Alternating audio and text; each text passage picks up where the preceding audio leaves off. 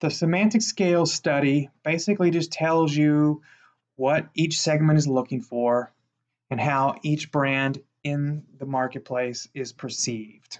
Okay, so basically what you do is you survey a whole bunch of people in each segment and ask them to evaluate all the different attributes of the brand as well as the price on a 1 to 7 scale. This is called a semantic scale.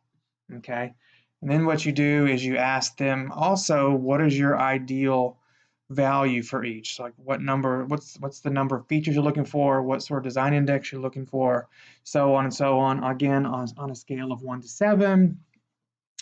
And then what you do is you can take the ideal values of a segment you're targeting, match it up with the perceptions of your particular brands to see how close they are. So if you were targeting the explorers with most, you can see here that the number of features they perceive for most is 2.1, but their ideal value is 4.6. That's a big gap. That's a problem. So you would want to probably redesign the brand in order to increase the number of features. And you can do this across all of these different attributes.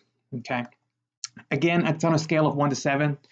If you want to put together a new R&D project based on these semantic values, what you have to do is you have to do a little bit of a conversion. So in another video, I will talk about how you convert semantic attribute values to actual attribute values. There's a formula that looks big and nasty, but it's actually not that bad.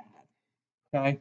Down below here, it talks about how important each of the characteristics is to the different segments.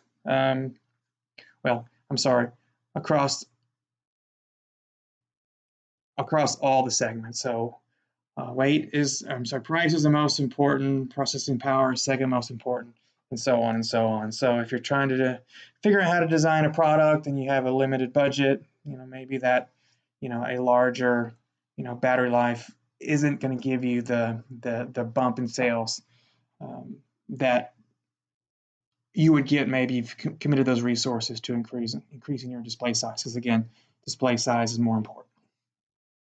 Down below, we have brand maps where they just basically plot ideal values against perceptions of each of the different brand characteristics, so you can graphically see what's going on. This information comes straight from those tables at the top. Another minor complication is that consumers' ideal values change over time.